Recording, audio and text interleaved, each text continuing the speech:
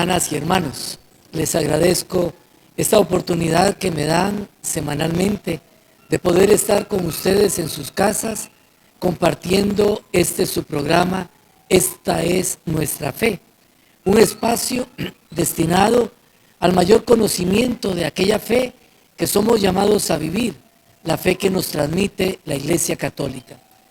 Hemos estado deteniéndonos en el tema de la Eucaristía como principio, como centro y como culmen de la vida cristiana. Y hoy vamos a prolongar la realización de este tema. Pero antes, pongámonos en la presencia del Señor. Invoquemos la acción de su Espíritu y pidámosle que nos ilumine para que podamos comprender y vivir con mayor intensidad lo que este sacramento, el centro de nuestra vida cristiana, para nosotros debe significar. Señor Jesús, te bendecimos, te glorificamos, te damos gracias porque en tu inmenso amor quisiste entregarnos tu vida en lo alto de la cruz, para que muriendo tú, nosotros tuviéramos vida eterna. Pero gracias porque este gesto incomparable de amor, esta entrega ilimitada del amor divino, no se contentó simplemente con entregarse a nosotros en aquel momento histórico, sino que ha querido prolongarse a lo largo de la historia, en el memorial de aquel momento glorioso de la pasión que sufriste en el Calvario. Y esto cada vez que nos reunimos para compartir la Santa Eucaristía. En este sacramento admirable se renueva el memorial de tu pasión, de tu muerte, y por este sacramento tú vives en medio de nosotros como alimento que nos acompaña. Gracias, Señor, y danos la gracia de tu Espíritu, el Espíritu que transforma en la fe de la Iglesia el pan y el vino en tu cuerpo y sangre, para que movidos por este Espíritu podamos comprender con mayor profundidad todo cuanto este sacramento de amor encierra. A ti, Señor, el honor, el poder y la gloria por los siglos de los siglos. Amén.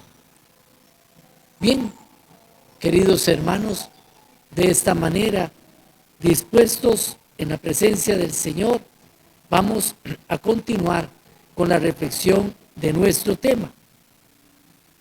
Y vamos a recordar brevemente lo que la semana anterior compartimos en relación con el mismo. Un recuerdo que nos ubique en la reflexión que hemos venido sosteniendo las últimas 2 semanas y que nos ayude a continuar profundizando todo cuanto este sacramento debe significar para nosotros, debe significar en nuestra vida.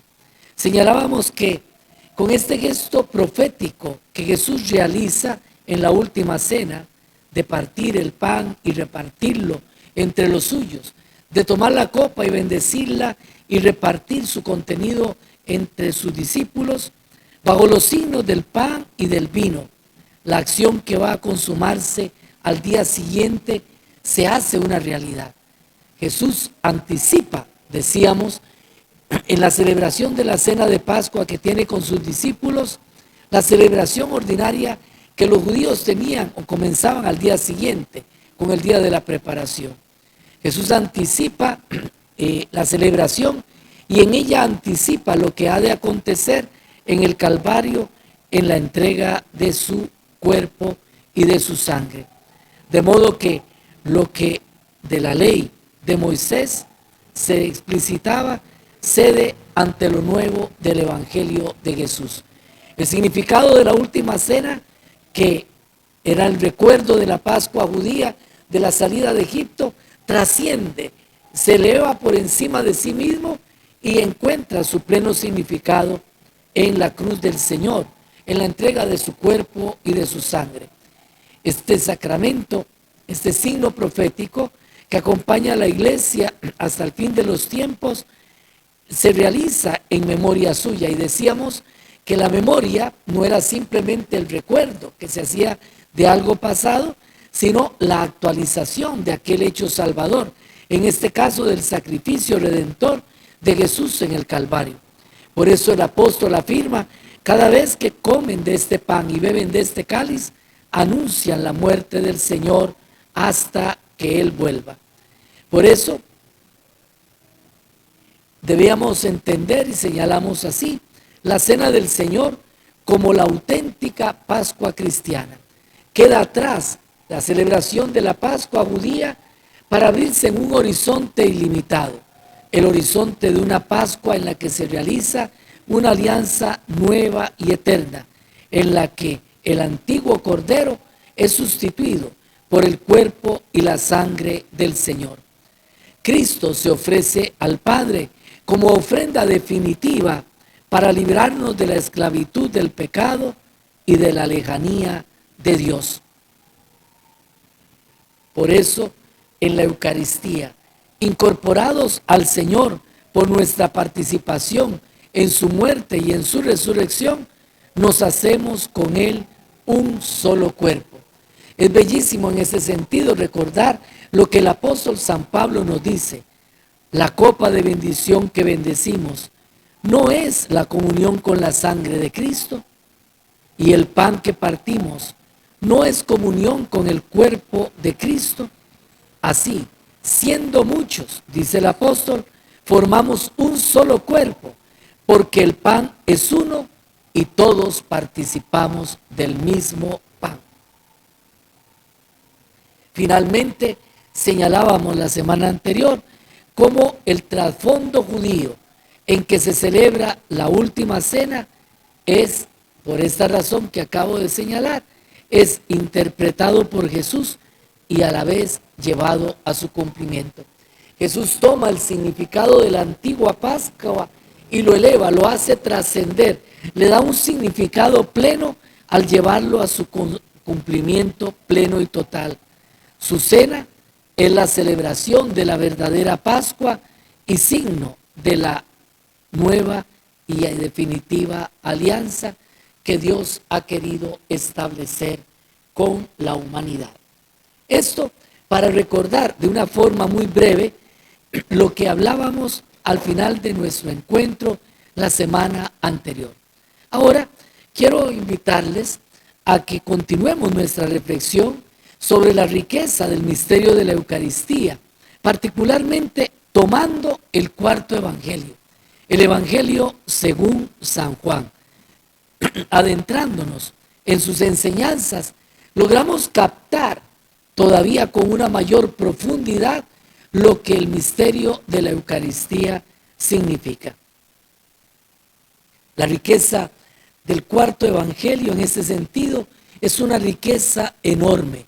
Recordemos que el cuarto evangelio es el último de los 4 textos del evangelio escrito, posiblemente hacia el año 100, 90 después de Cristo, y eso hace que ya la comunidad cristiana haya tenido un proceso de maduración, de reflexión, de profundización, que viene a ser recogido por el autor que se autodenomina Juan y que es interpretado por este gran teólogo de la iglesia, uno de los apóstoles, y por ello presentado como una riqueza enorme de contenido. Este evangelio nos regala en el capítulo sexto del texto, un riquísimo discurso que es en el que en un primer momento nos vamos a detener. Antes, importantísimo es poder señalar, puesto que vamos a abordar en el capítulo 6 del Evangelio según San Juan, lo que se ha dado a llamar el discurso del pan de vida. Si ustedes buscan el texto en sus Biblias, se van a dar cuenta de que este texto del Evangelio que introduce el discurso del pan de vida es presentado por el relato llamado de la multiplicación de los panes. En ese sentido, es que quiero hacer un señalamiento muy importante. Cuando nosotros recorremos los textos del Evangelio, vamos a encontrarnos con que 6 veces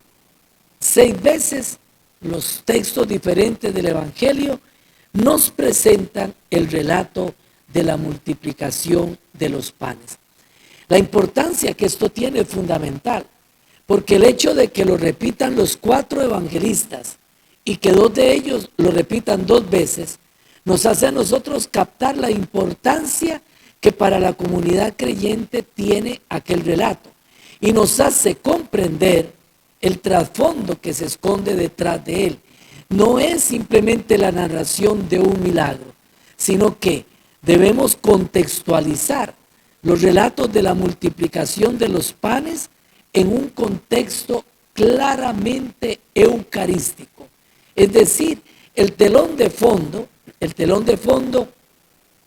que nos permite captar el significado del relato de la multiplicación de los panes es un trasfondo eucarístico.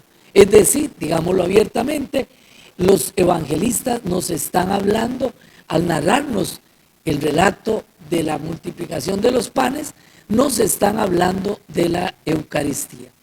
Si tomamos todos estos textos, vamos a darnos cuenta de que tienen matices diferentes según sea los aspectos que cada uno de los evangelistas en su momento quiere subrayar. Acá vamos, como les decía, a detenernos en el texto según San Juan, capítulo 6, a partir del versículo 1. Si tienen la Sagrada Escritura, busquen el texto, capítulo 6 de San Juan. Los que no pueden mirarlo en la pantalla de fondo, allí vamos a tener el texto y este nos permite a nosotros hacer la lectura del mismo. Dice el relato: después de esto, después de que Jesús pasó a la otra orilla del lago de Galilea, cerca de Tiberíades, le seguía un enorme gentío a causa de las señales milagrosas que le veían hacer en los enfermos. Jesús subió al monte y se sentó allí con sus discípulos. Se acercaba la Pascua, la fiesta de los judíos. Jesús, pues, levantó los ojos y al ver el numeroso gentío que acudía a él, le dijo a Felipe: ¿dónde iremos a comprar pan para que coma esa gente? Se lo preguntaba para ponerlo a prueba, pues él sabía bien lo que iba a hacer. Felipe le respondió: 200 monedas de plata no alcanzarían para dar a cada uno un pedazo.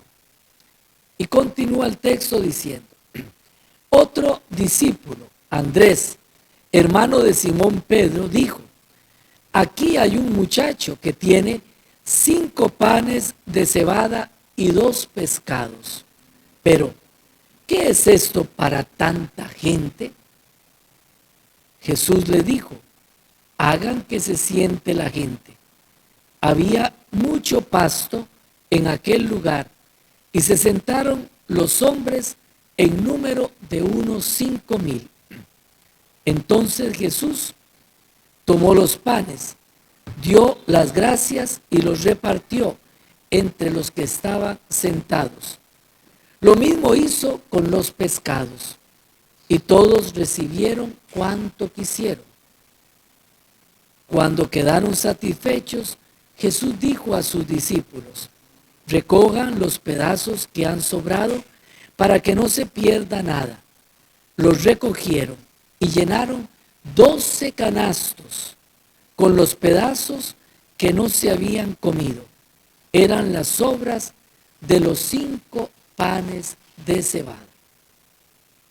Bien, yo les recomiendo, hermanos, que después de las cosas que vamos a señalar, de los elementos, de los acentos en los que nos vamos a detener en esta noche, ustedes vuelvan nuevamente a tomar el texto, a saborearlo todavía con una mayor profundidad, porque habrán elementos que habrán podido captar del texto que quizás en una simple lectura no sobresalen tanto. Por lo tanto, y es la intención de esta escuela de formación, el poder ayudarnos a adentrarnos cada vez más en el conocimiento de la fe, y el recurso a la Sagrada Escritura es inevitable porque la Sagrada Escritura es fuente de la doctrina de la Iglesia. Bien, tengamos presente el relato que acabamos de leer. Los que tienen la Biblia en la mano pueden continuar mirando los detalles que el mismo texto nos aporta. Hay dos elementos que inicialmente quiero subrayar. Por una parte, señala con toda claridad, versículo 3, que Jesús subió al monte. Y posteriormente, en el versículo 4, señala, estaba próxima la fiesta de la Pascua. Estos dos elementos, si nosotros hacemos memoria de lo que conocemos de la Sagrada Escritura, vamos a recordar de inmediato el libro del Éxodo, la experiencia del Éxodo. Hemos aludido a ella la semana anterior cuando hablamos del origen de la Pascua judía, del momento en que Dios, librando una batalla contra el faraón, logra arrancar a su pueblo, al pueblo de Israel, de la esclavitud de Egipto y conducirlo a lo largo del desierto hacia la tierra prometida.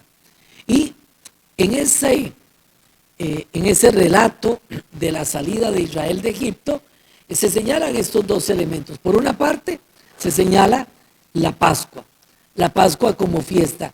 Celebrarán esta cena, es la Pascua del Señor, dice el texto. Es el paso del Señor por en medio de Egipto, dándole la libertad.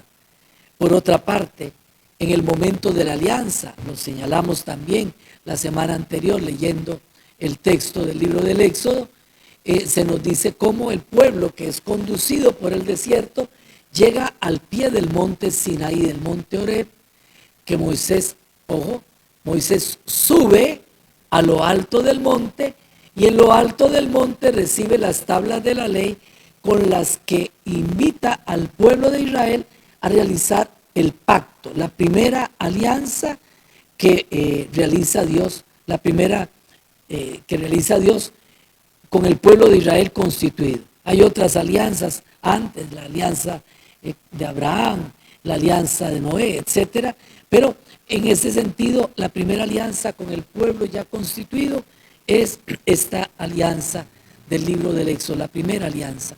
Por lo tanto, nosotros podemos captar de inmediato que San Juan, al comenzar a reconstruir este relato de la multiplicación de los panes, nos ubica en un contexto de clara referencia a la experiencia del éxodo del pueblo de Israel. Entonces seguimos mirando cómo se entrecruza lo que acontece en el Nuevo Testamento, pero cómo encuentra a su vez sus raíces más profundas en la experiencia del Antiguo Testamento. De forma tal que el Antiguo Testamento preparaba, insinuaba lo que llegará a cumplirse posteriormente con Jesucristo en el Nuevo Testamento.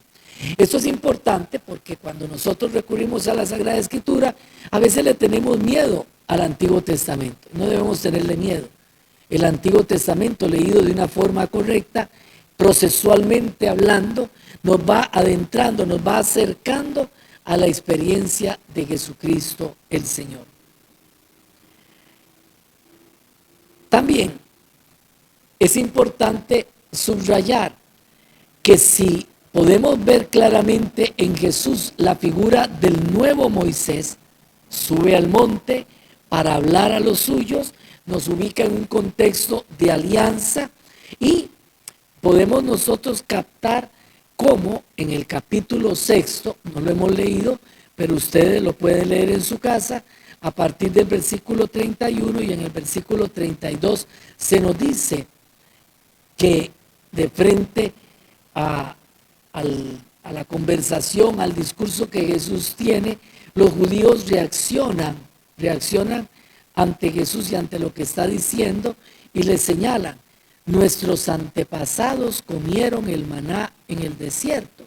Según dice la Escritura, se les dio a comer el pan del cielo.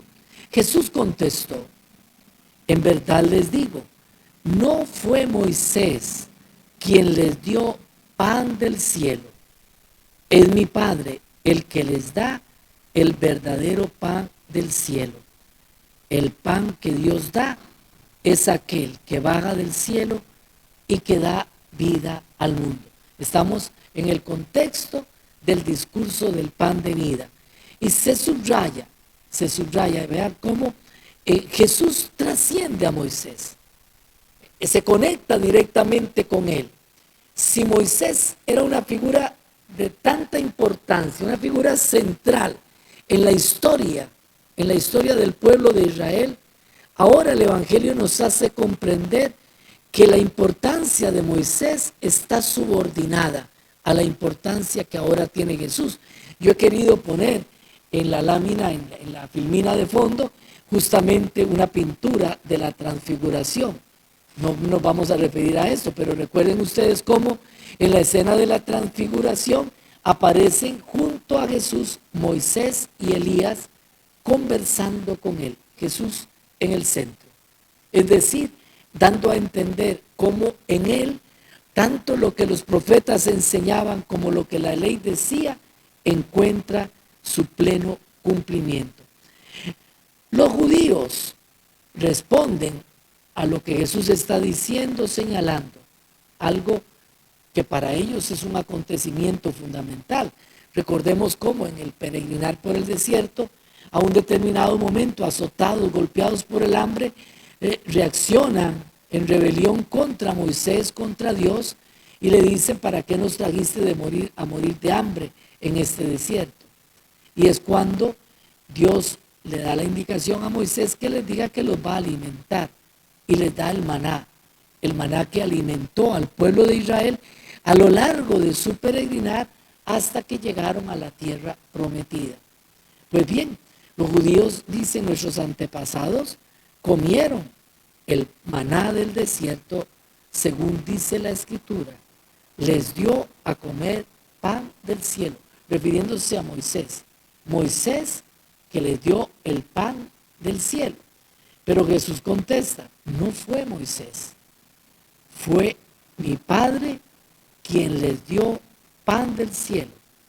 Es mi Padre el que da el verdadero pan del cielo. Y señala: el pan que Dios da es aquel que baja del cielo y que da vida al mundo. Es decir, Jesús señala que si aquel pan sirvió para alimentar momentáneamente durante un periodo de su historia al pueblo peregrino por el desierto, que deben saber reconocer en este signo un signo que preparaba algo todavía mejor, y que se puede comprender si se entiende que fue Dios el que les dio aquel pan, y por eso es en Dios en quien encuentra razón de ser la referencia fundamental. Por decir, no solamente es asunto de pan, es asunto de quién da el pan para poder entender cuál es el pan que da. Y Jesús claramente señala: el pan que Dios da es aquel que baja del cielo y que da la vida al mundo. Y se refiere a él. Y como diciendo, aquel pan del desierto no es más que una sombra, no es más que una preparación. Pero lo fundamental no estaba en este pan. Dios da un pan que baja del cielo, que trasciende en su contenido, en su significado, en lo que es, trasciende infinitamente al pan que había alimentado al pueblo de Dios en el desierto. Y este es Jesús mismo, el Señor. Dice el Papa Benedicto XVI: podemos pensar en el gran discurso de Jesús sobre el pan de vida en la sinagoga de Cafarnaúm, en cuyo trasfondo se percibe la comparación entre Moisés y Jesús, entre quien habló cara a cara con Dios y quien revela a Dios. En efecto, dice el Papa, el discurso sobre el pan se refiere al don de Dios que Moisés obtuvo para su pueblo con el maná en el desierto y que en realidad es la ley, la Torá, la palabra de Dios que da vida. Y continúa el Papa diciendo, Jesús lleva a cumplimiento en sí mismo la antigua figura. El pan de Dios es el que baja del cielo y da la vida al mundo. Yo soy el pan de vida, dice Jesús. Aquí la ley se ha hecho persona. Si aquel pan con el que alimentó Moisés al pueblo de Israel en el desierto era un signo de la ley que alimentaba constantemente el caminar del pueblo, aquí resulta que la ley se ha hecho persona en Jesucristo el Señor. En el encuentro con Jesús, por lo tanto, nos alimentamos, por así decirlo, del Dios vivo.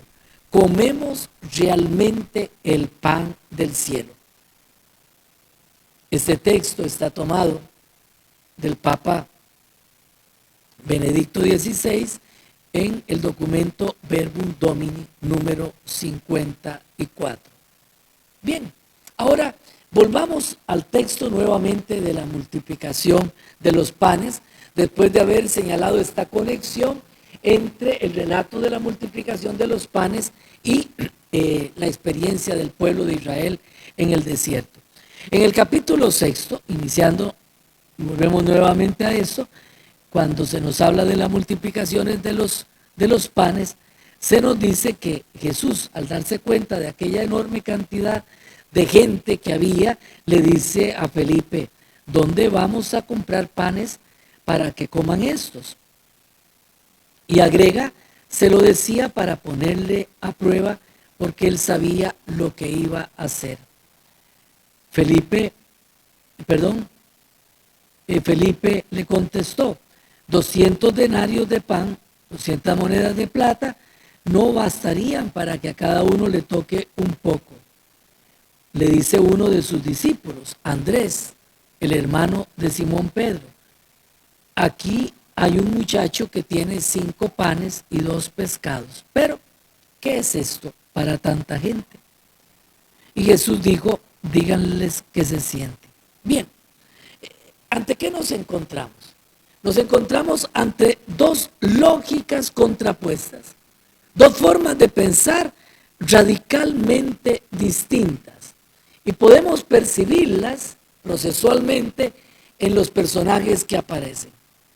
Felipe es el primero que aparece. Y dice el texto que Jesús le pregunta o le dice acerca de darle de comer a aquella gente. Y Felipe responde, 200 monedas de plata no alcanzaría para que a cada quien le tocara un pedazo. ¿Cuál es la lógica de Felipe? ¿Cómo piensa Felipe? Felipe piensa que la solución, aquella situación de hambre de la gente que está allí, que ha seguido a Jesús durante todo el día, que ha pasado sin comer, la solución al hambre la da el dinero. Si tuviéramos dinero, podríamos perfectamente ir a comprar y hacer que cada quien se coma un pedazo de pan. Si tuviéramos dinero, ojo la lógica. Es como la lógica, yo lo digo muchas veces, es como la lógica que nosotros utilizamos cuando decimos, compramos un pedazo de lotería de Navidad y entonces comenzamos a decir, si me gano la lotería, entonces voy a ayudar a fulano, voy a hacer tal cosa, sí, claro. ¿Cuál es la lógica? La lógica es, si tengo dinero, si tengo riqueza, yo puedo hacer algo, yo puedo colaborar en algo. Esa es la lógica de Felipe. ¿Cuál es la lógica de Andrés? La lógica de Andrés es una lógica medio escéptica. Andrés se desplaza un poco de la posición de Felipe, no alude a la necesidad de dinero, sino que dice, bueno, aquí hay un muchachillo que tiene 5 panes de cebada y 2 pescados, pero eso no alcanza para nadie. ¿Cuál es la lógica de Andrés? La lógica de Andrés es la lógica cuantitativa, podríamos decir. Él contabiliza un montón de gente, dice que hay más de 5,000 personas. Entonces, contabiliza 5 panes, 2, no, eso no alcanza, simplemente no alcanza.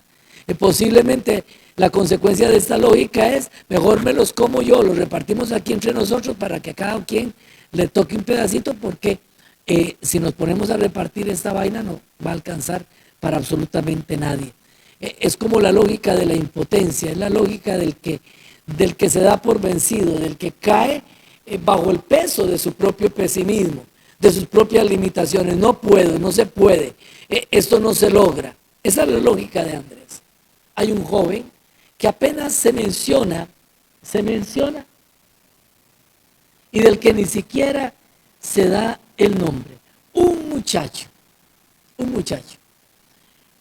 Llama la atención porque un muchacho no cuenta en gran medida.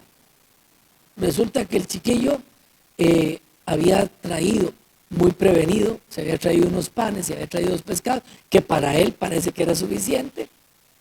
Y lo que llama la atención es que, aunque el Evangelio no lo señala, esos 5 panes y esos 2 pescados aparecen en las manos de Jesús. Hagan que se sientan, dice Jesús. Se recostaron, pues, los hombres eran 5,000. Tomó entonces Jesús los panes y después de dar gracias los repartió entre los que estaban recostados, y lo mismo hizo con los peces, todo lo que quisieron. Jesús toma los panes, toma los peces, y eso nos hace captar que el joven realiza un gesto. El joven se desprende de lo suyo y lo pone en las manos de Jesús. He señalado que el relato se llama el de la multiplicación de los panes, pero en ningún momento el Evangelio dice que el pan se multiplica. Lo que dice es que Jesús lo parte y lo reparte y que para todos alcanza. Eso es lo que dice el texto. El pan repartido alcanza para todos. Veamos el trasfondo eucarístico que está de por medio. Pero no perdamos de vista el significado que encierra. ¿Por qué? Porque nos hace percibir que el verdadero milagro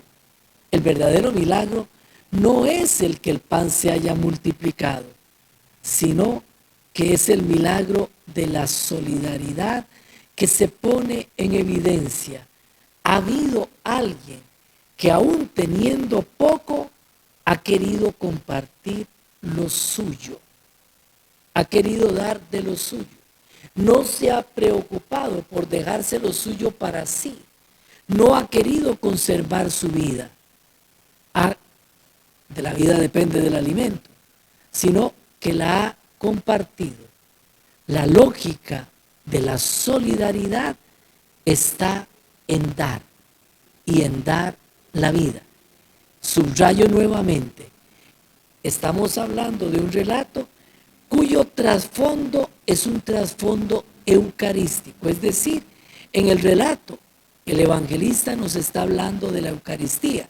Por eso, todo aquello que él vaya entretejiendo al decirlo, nos está hablando de la Eucaristía. No pensemos, por lo tanto, en una fábrica de pan.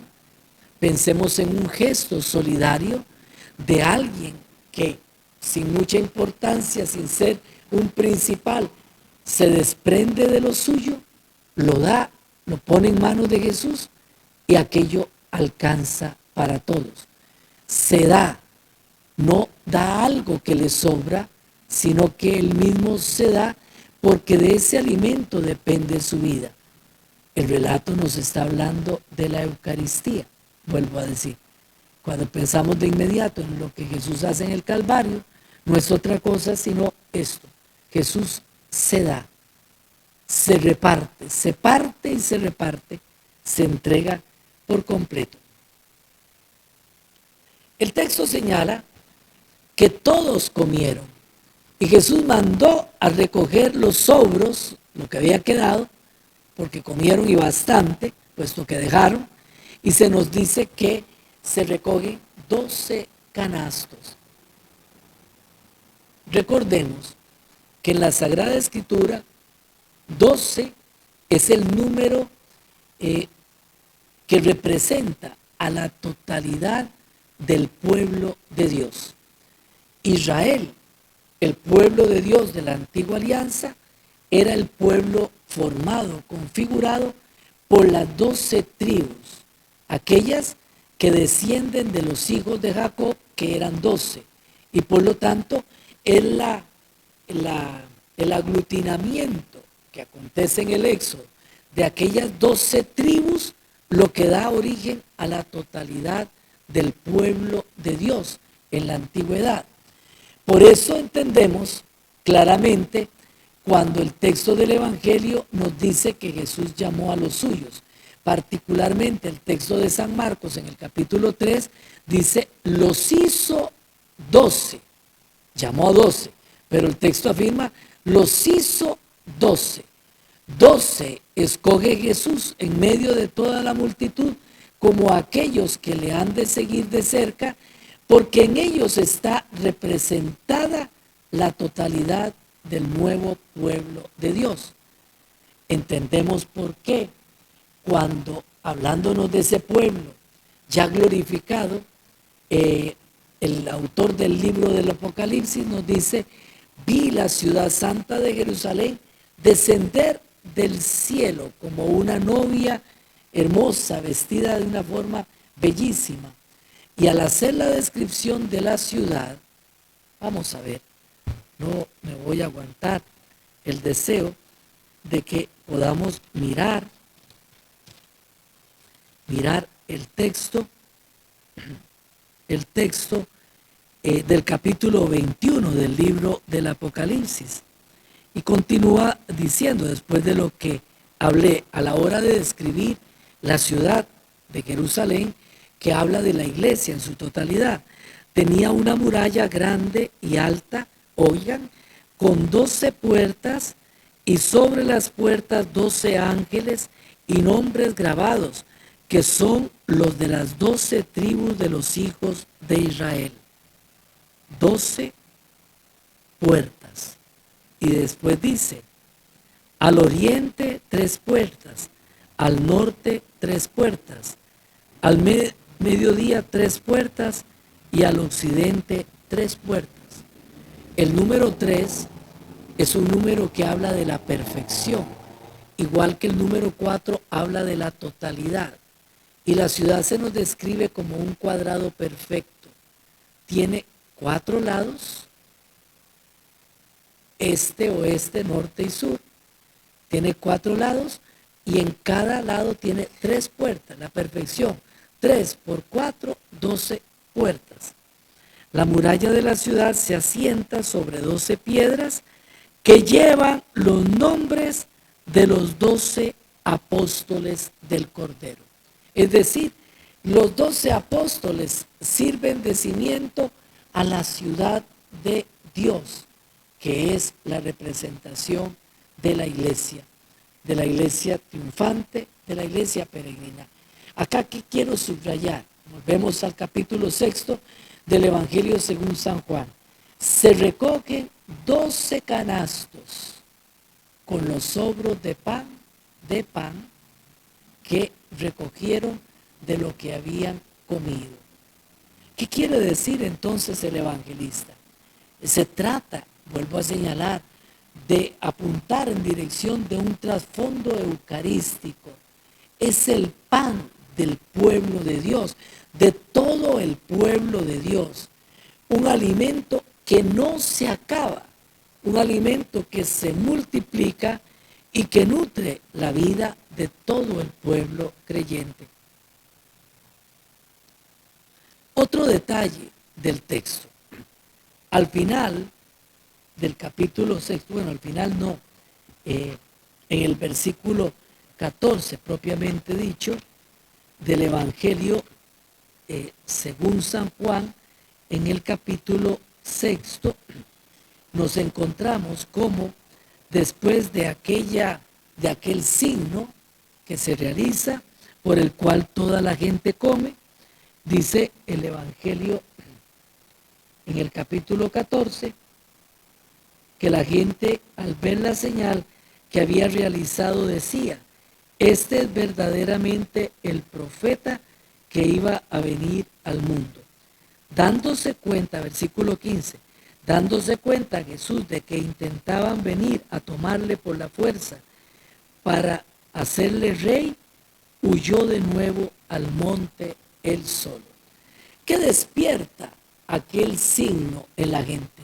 Un entusiasmo eufórico.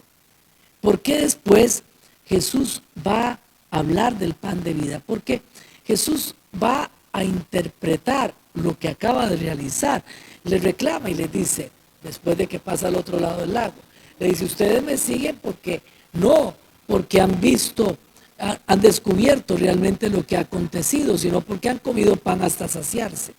Es decir, ustedes no han logrado entender lo que se ha realizado ante ustedes, no han logrado captar, se quedan en el cascarón, en el hecho de que la gente comió y comió en abundancia. Y la reacción es una reacción entusiasta. Quieren coronarlo rey.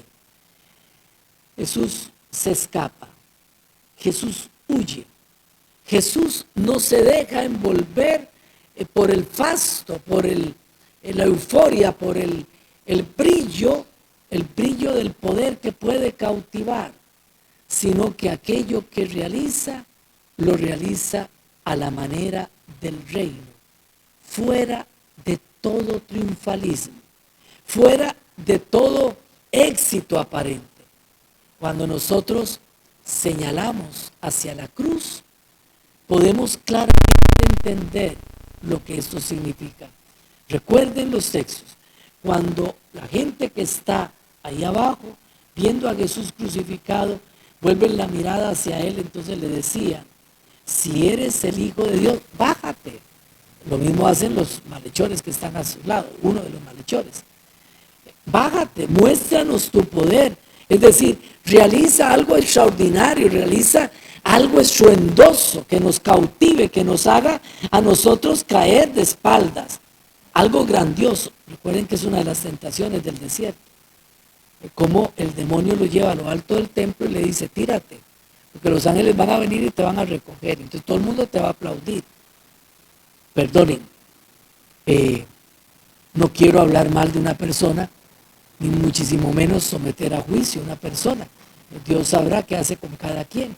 Pero a mí me llamaba poderosamente la atención escuchar en las noticias lo que aconteció en Buenos Aires, en el funeral de este gran jugador que fue Diego Armando Maradona. Es como la gente desaforada, como la gente, se hizo un desastre aquello, una rebelión, la gente se tiraba a lo que puede llevar el fanatismo.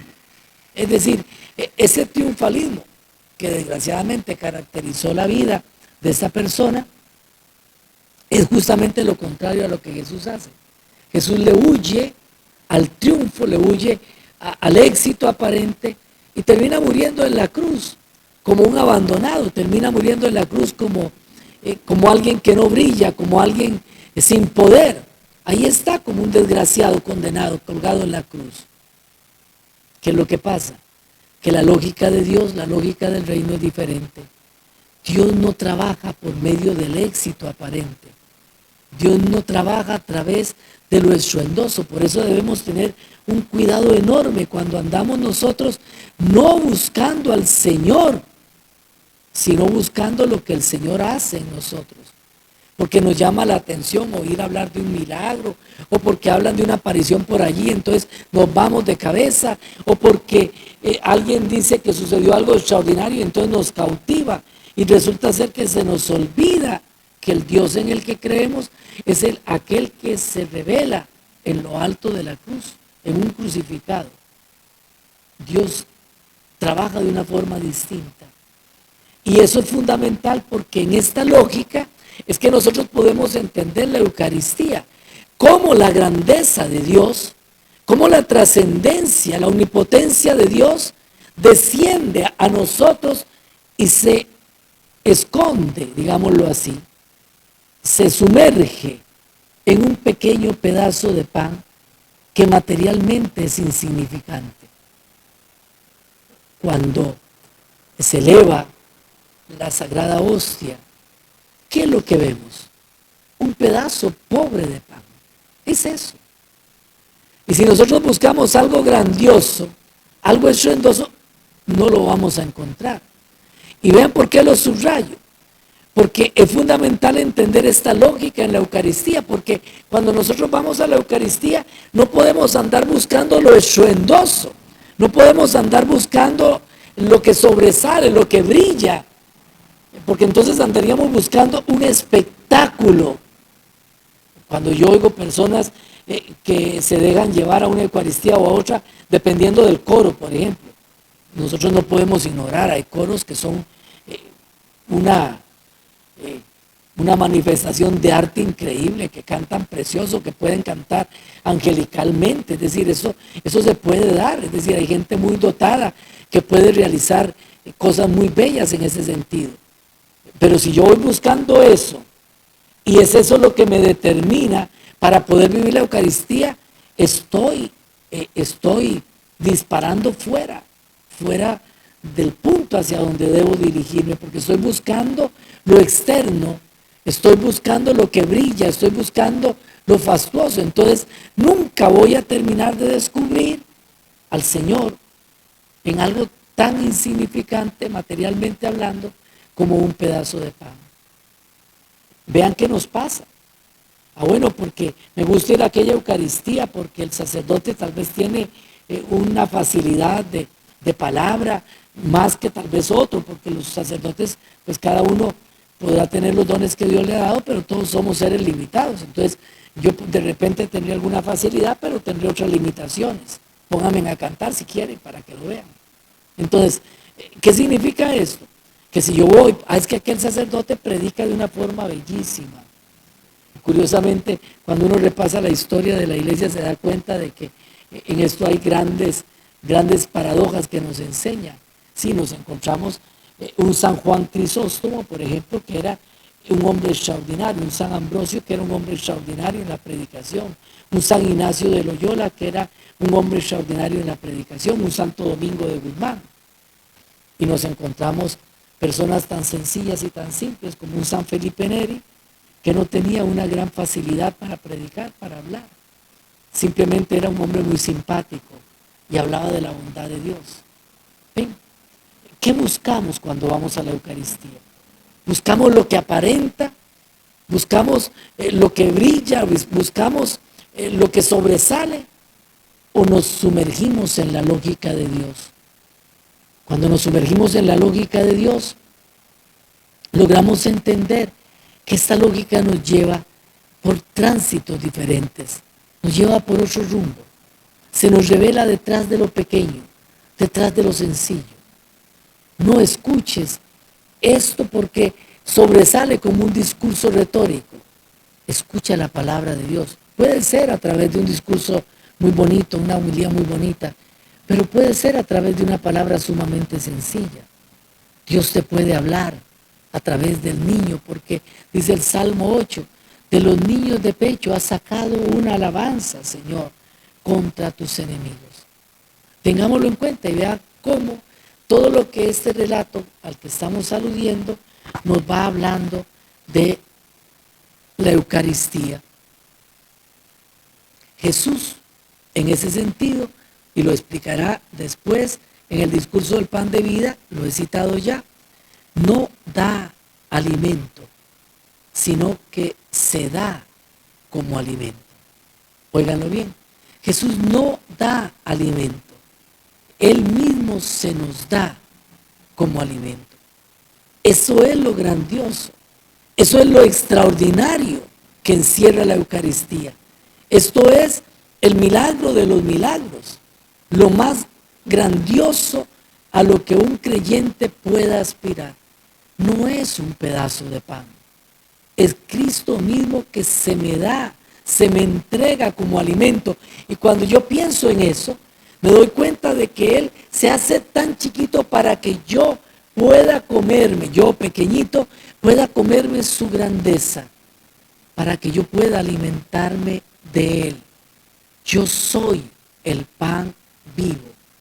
Es el mismo Señor el que está presente en la Eucaristía.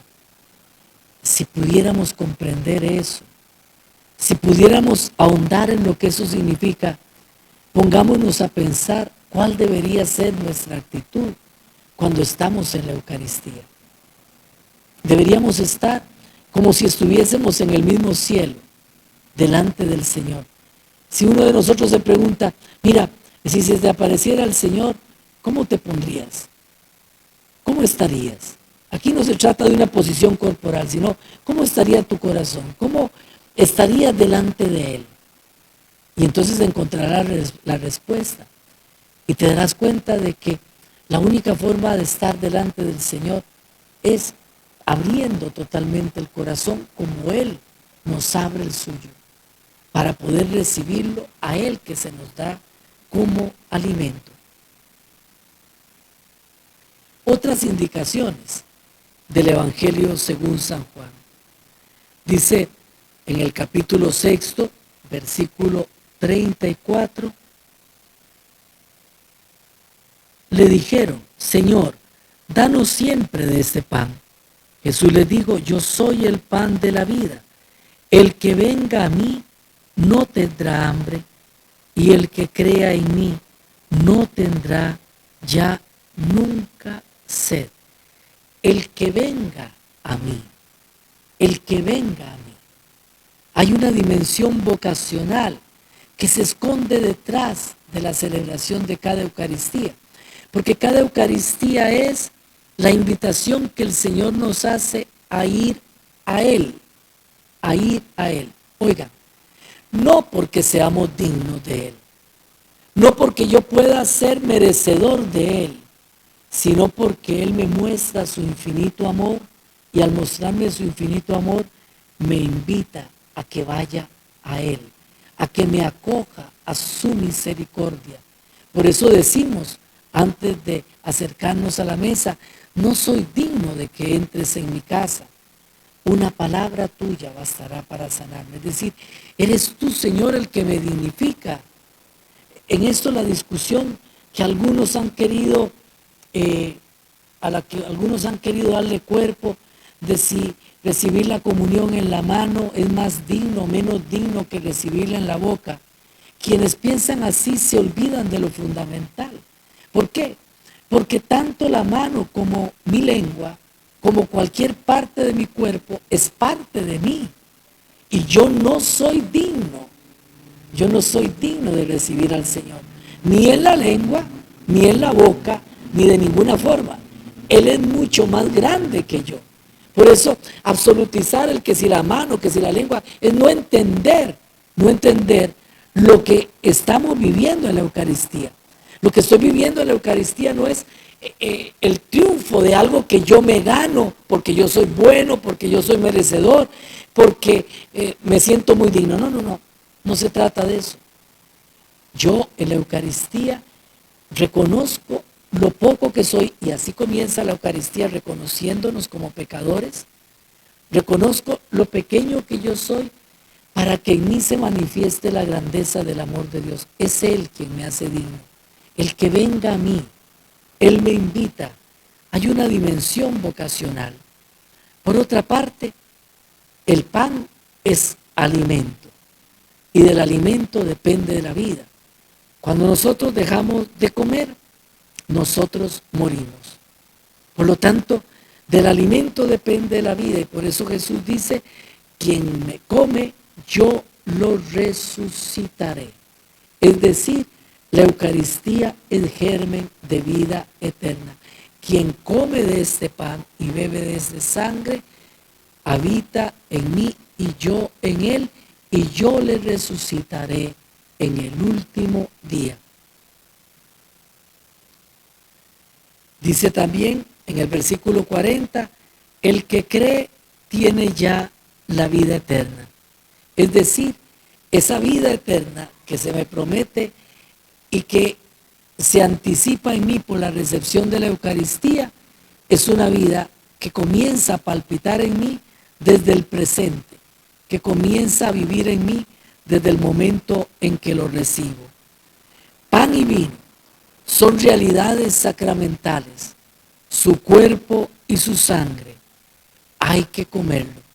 Los judíos se escandalizan. ¿Cómo puede decirnos que hay que comérnoslo? Y se escandalizan. Y resulta ser que hay que comerlo. Hay una exigencia.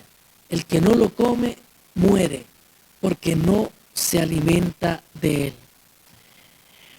Al final del capítulo 6, como aquella forma de conversar les parece muy dura, algunos se van y Jesús entonces les dice a los discípulos, ustedes también quieren irse. Y Simón Pedro toma la palabra y dice, Señor, ¿a quién vamos a ir si solo tú tienes palabras de vida eterna? Por lo tanto, venir a la Eucaristía significa optar por Jesús. No es un acto devocional. Yo opto por Jesús, es decir, yo te recibo en mí y acepto convertirme en ti. Y eso no es otra cosa sino el ponerme en camino. El pueblo de Israel tenía que levantar las tiendas cada día para volver nuevamente a caminar. Bien, hermanos, hay cosas todavía que podemos decir, pero de momento yo quisiera invitarlos a que durante esta semana, pensando en la Eucaristía, reflexionando en la Eucaristía, en todo lo que hemos venido diciendo, ustedes tomen el capítulo 6 del Evangelio según San Juan. Todo el capítulo 6. Que ese sea como el alimento durante todos estos días. Léanlo despacito, no de un solo. Vayan leyéndolo, vayan meditando, vayan bajo la asistencia del Espíritu, entresacando todo el alimento, todo el jugo que este texto tiene. Y a la luz de lo que hemos podido compartir, pues tendrán algunas pautas para mirar cómo a través de ese texto se nos habla de la Eucaristía. Continuaremos la próxima semana con el mismo Evangelio según San Juan, que nos permitirá descubrir otros elementos fundamentales de la Santa Eucaristía, particularmente en el relato que Juan inserta de la última cena. Pero lo veremos la próxima semana. Mientras tanto, yo les agradezco de corazón la posibilidad que me dan de estar con ustedes. Pido al Señor que les bendiga abundantemente, que bendiga sus casas, que bendiga sus alimentos, que bendiga su familia, que bendiga su trabajo, que bendiga lo que cada uno de ustedes tiene, aquello a lo que cada uno de ustedes aspira. Y que haga que sus familias cada vez más puedan ir siendo realmente iglesia doméstica, que puedan ir siendo ese núcleo en el cual la fe, como un fuego pequeño, comienza a alimentarse, comienza a crecer para irradiar a todos los demás de su fulgor, de la luz que emana de él. Que Dios les bendiga a todos. Gloria al Padre, al Hijo y al Espíritu Santo, como era en el principio, ahora y siempre, por los siglos de los siglos. Amén.